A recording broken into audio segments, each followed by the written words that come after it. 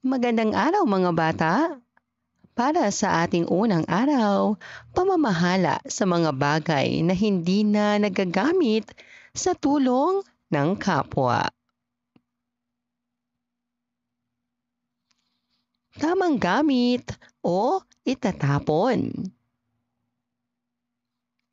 Itatapon ba ito o may magagamit pa rito?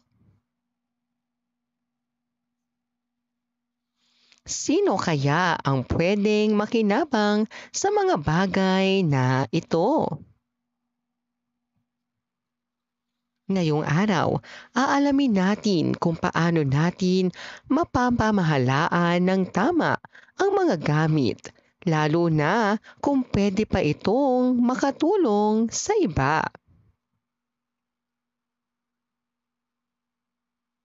Ano ang pamamahala sa mga bagay na hindi na nagagamit?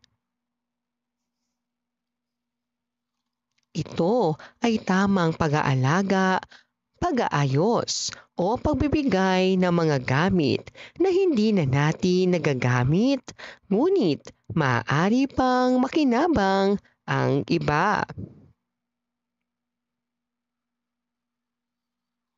Bakit mahalaga ito? Nakakatulong tayo sa kapwa.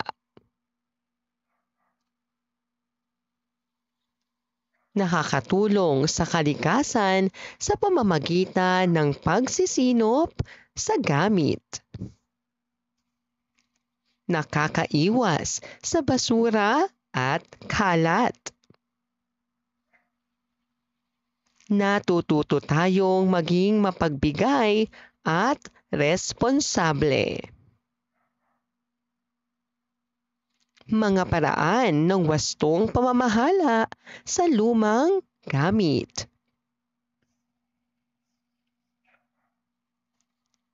Pag-aayos, tahiin, kumpunihin, bago itapon. Pag-recycle, gawing bagong bagay. Pagbibigay o pag-donate ng mga lumang damit, laruan, libro at sapatos. Pagpapagamit sa iba. Pahiram ng lumang gamit na kailangan ng iyong kaklase. Basahin natin. Ang laruang naglakbay. Si Marco ay may lumang kotse-kotsehang laruan. Hindi na niya ito masyadong ginagamit dahil may bago na siya. Nang makita niya ang kapitbahay nilang si Toto, napansin niyang wala itong laruan at nakatingin lamang sa kanya. Inisip ni Marco, sayang ang lumang laruan ko kung hindi naman nagagamit. Kaya't nilinis niya ang laruan at ibinigay ito kay Toto. Salamat Marco, tuwang-tuwang sabi ni Toto. Ngumiti si Marco.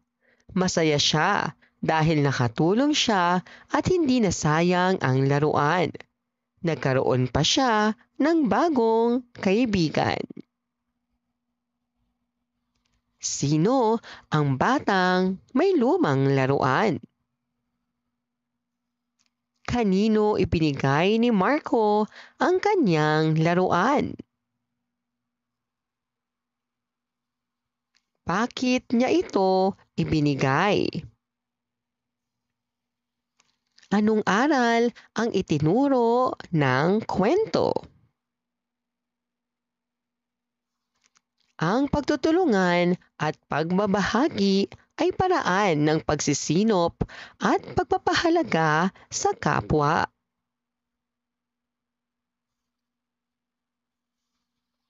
Huwag agad itapon ang mga bagay baka magamit, maayos o mapakinabangan pa ng iba.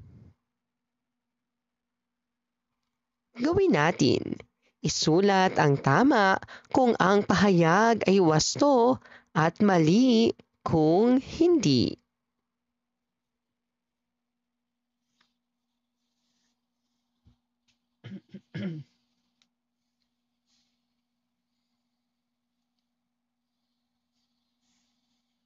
Ikalawang araw, pamamahala sa mga bagay na hindi na nagagamit sa tulong ng kapwa.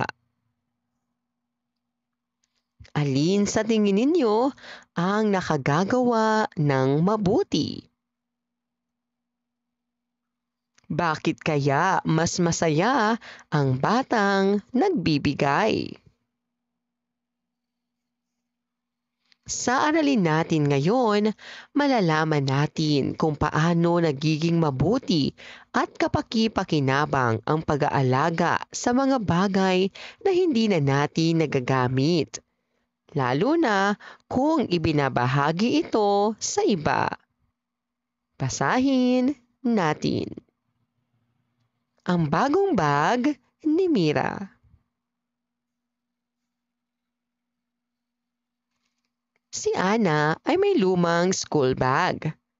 Paborito niya ito noong nasa grade 2 pa siya. Pero ngayon, may bago na siyang gamit.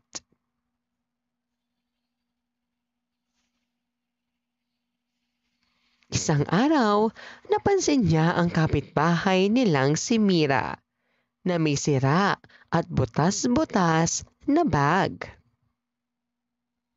Nilapitan niya ito. "Sira na ang bag mo, Mira?" tanong niya. "Opo, pero okay lang po. Wala po kaming pambili ng bago." Mahina nitong sagot. Naisip ni Ana ang lumang bag niya. Hinugasan niya ito. Inayos ang zipper at pinunasan hanggang kumintab ulit. Kinabukasan, iniabot niya kay Mira ang bag. "Para sa'yo, gamitin mo sa school," sabi niya. Napangiti si Mira at niyakap si Ana. "Salamat po. Para po akong may bagong bag." Nang makauwi na si Ana, napangiti rin siya. Hindi niya akalaing ang lumang bag na nakatago lang sa ilalim ng kama ay makapagbibigay pala ng saya at pag-asa sa iba. Sino ang mga tauhan sa kwento? Ano ang naramdaman ni Ana nang makita niya ang bag ni Mira? Ano ang ginawa ni Ana upang mapakinabangan muli ang lumang bag?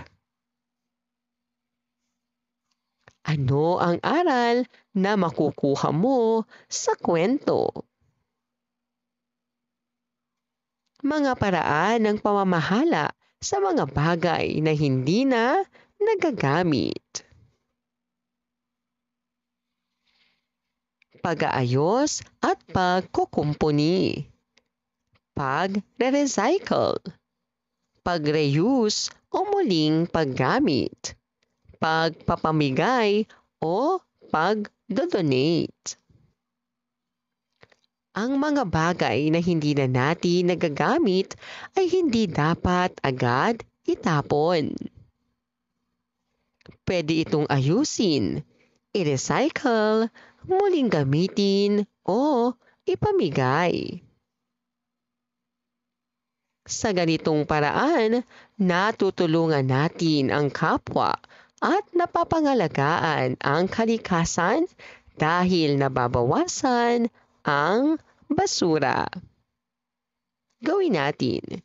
Kung ang mga pahayag ay wasto, iguhit ang buong puso. At biyak na puso kung hindi.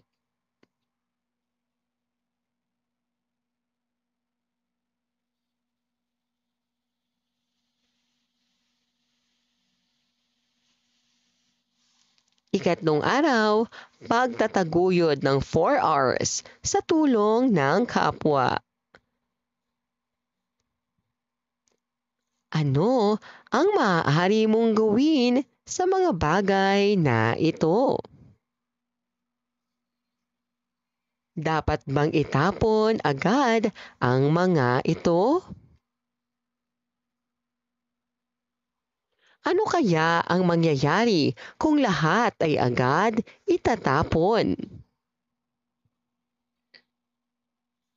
Ngayong araw, aalamin natin kung paano maging tagapag-alaga ng kalikasan gamit ang refuse, reduce, reuse, at recycle.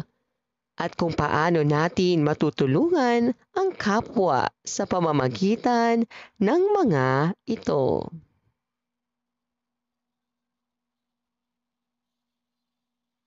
Ano ang 4 R's? Ito ang 4 na paraan upang mabawasan ang basura at mapangalagaan ang kalikasan. Refuse o tumanggi. Iwasan ang pagtanggap ng mga bagay na hindi kailangan. Halimbawa, tumanggi sa plastic kung may sariling eco bag. Huwag tumanggap ng flyers na di naman kailangan. Reduce o bawasan. Bawasan ang paggamit ng mga bagay na mabilis magdulot ng basura. Halimbawa, gumamit ng water bottle imbes na bibili ng maraming bottled water. Gumamit ng lapis hanggang maubos. Reuse, muling gamitin. Gamitin muli ang mga bagay na pwede pa. Halimbawa, lumang notebook, gawing scratch pad. Lumang bote, gawing lapis holder. Damit na maliit, ipamigay. Recycle o i-recycle. Gumawa ng bago mula sa lumang gamit. Halimbawa, lata, gawing paso. Papel, gawing paper mache. Plastic bottle, gawing plant pot. Paano nakatutulong ang 4 R's sa kapwa? Mas kaunting basura, mas malinis na kapaligiran para sa lahat. Ang hindi mo na kailangan, maaaring kailangan pa ng iba. Nakakatulong sa komunidad at kalikasan. Ang 4 R's, refuse, reduce, reuse at recycle ay mga paraan ng pangangalaga ng kalikasan.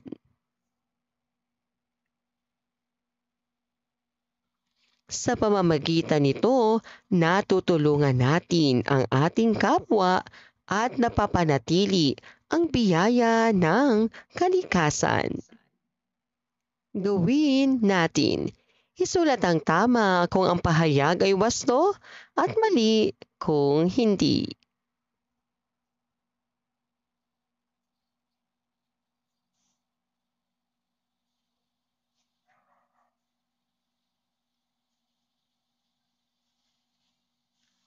Ika-4 na araw, pagiging masinop sa pamamahala ng mga bagay na hindi na nagagamit. Ano kaya ang pwede nating gawin sa mga lumang gamit na ito? Maaari pa ba itong maging kapaki-pakinabang sa iba? Paano makatutulong ang paggamit ng lumang gamit sa kalikasan? Ngayong araw, matututo tayo kung paano maging masinop sa pamamagitan ng paglikha ng bagong gamit mula sa lumang bagay. At sa ganitong paraan, natutulungan natin ang kapwa at ang kalikasan. Ano ang pagiging masinop? Ang pagiging masinop ay ang maingat at matalinong paggamit at pangangalaga ng mga bagay upang hindi masayang. Pamamahala ng mga bagay na hindi na nagagamit. Ito ay ang pagpapakinabangang muli ng mga lumang gamit sa halip na itapon ito agad.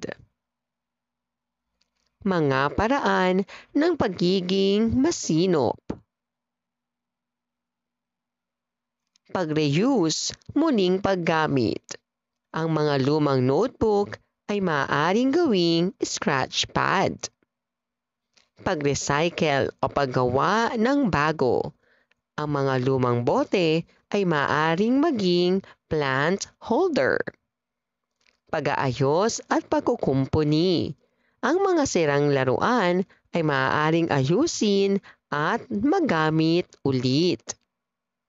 Pagpapamigay sa kapwa.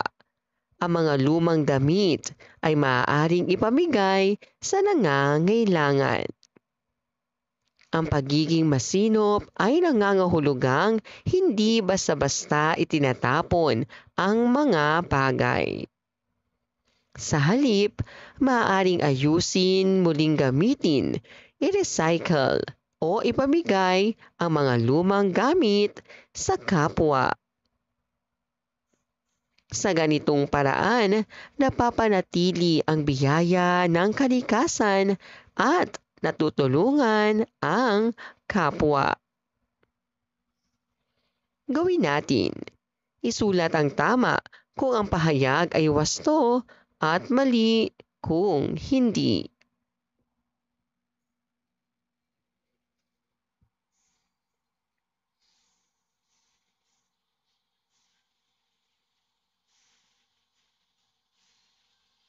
Maraming salamat po sa inyong panonood at pakikinig. Hanggang sa muling pag-aaral ng asignaturang GMRC. Paalam!